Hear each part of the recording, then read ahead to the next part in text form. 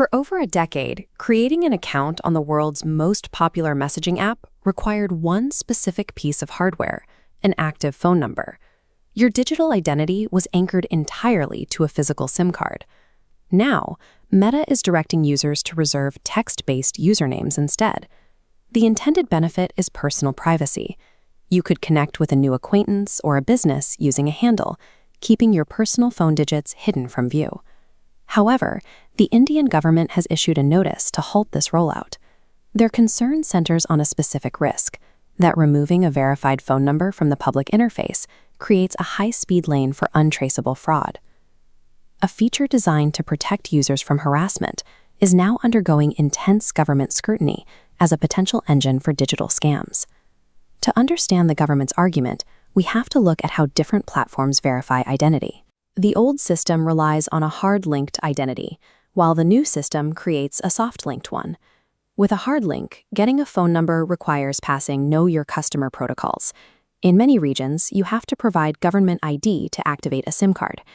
This physical friction makes it expensive and difficult for a single actor to acquire thousands of accounts. A username system bypasses that physical barrier. It acts as a soft link, a string of characters generated entirely in the digital space.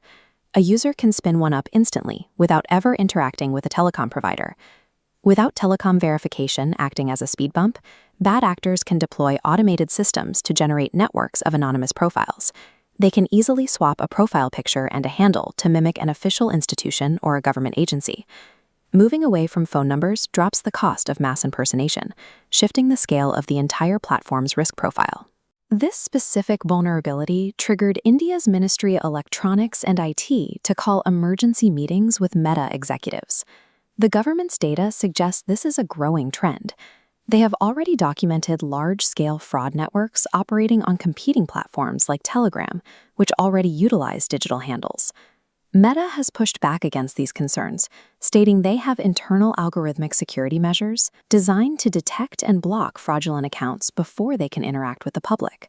But regulators are demanding transparency.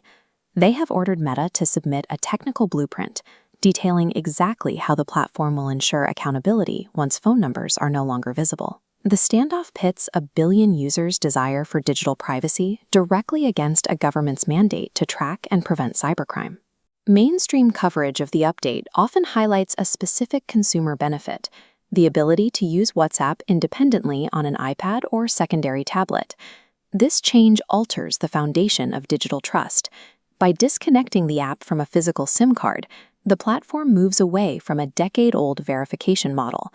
Meta is now on a strict multi-day deadline to justify their safety architecture or risk further regulatory intervention in one of their largest markets. Because India represents such a significant portion of WhatsApp's global user base, the technical blueprint Meta provides here will likely serve as a reference point for regulators in other regions facing similar fraud challenges. It highlights a permanent tension in modern technology. The exact tools we rely on to shield our private lives from strangers are often the same tools bad actors use to hide their operations from us.